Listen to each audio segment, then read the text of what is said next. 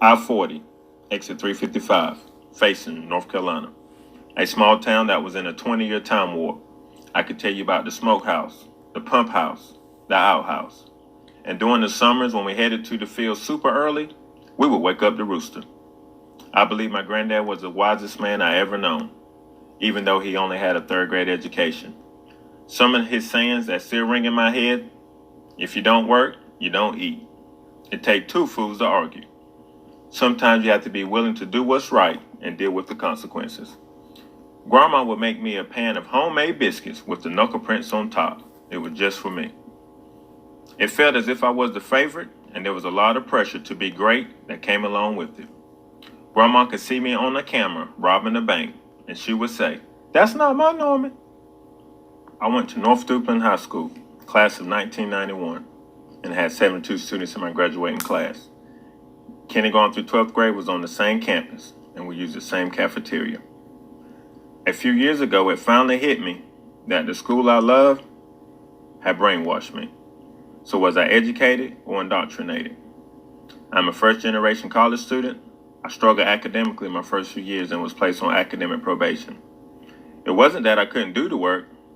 It was I had never had to take notes, nor really studied in high school, but still made A's and B's. I made a 6 on my first physics test.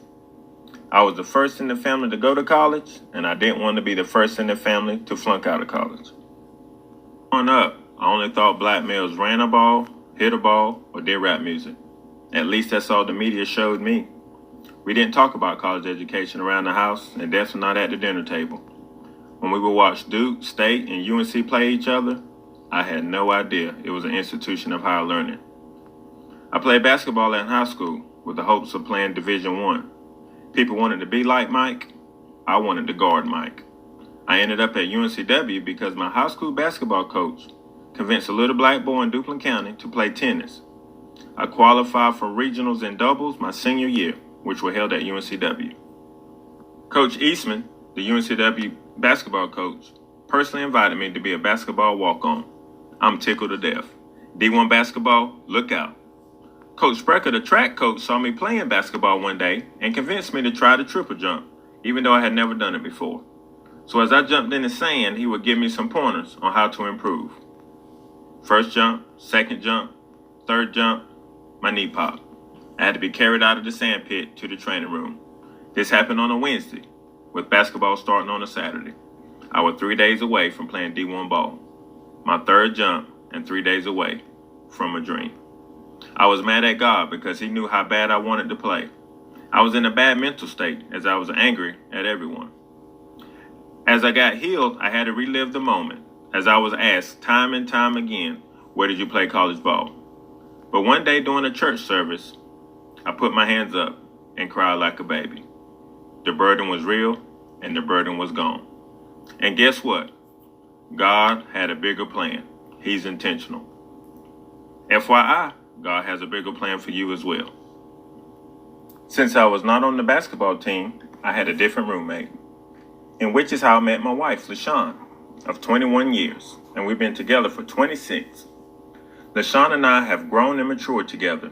She's my ride or die chick, and I love her more than words can say. And no, LaShawn is not white, she's biracial. I get that question all the time from my students. And don't feel bad. She was so tan when we first met, I thought she was Puerto Rican. I'm proud of my family. We have 3 wonderful kids, Sydney and Christopher, who are twins, and Caleb, and they have given us no problems. They do well in and out of school. But it's amazing how just by providing what your kids need and not going without can create a sense of entitlement. CLE Journey. About 6 years ago, I received an email from some guy named Matt with a funny last name, inviting assistant principals to a community learning exchange. I replied to the email and let the CLE learning experiences begin. I remember going to McAllen to visit the border and to realize as a 43-year-old man, I had been manipulated by the media, as I expected to see immigrants coming over and there was no one there.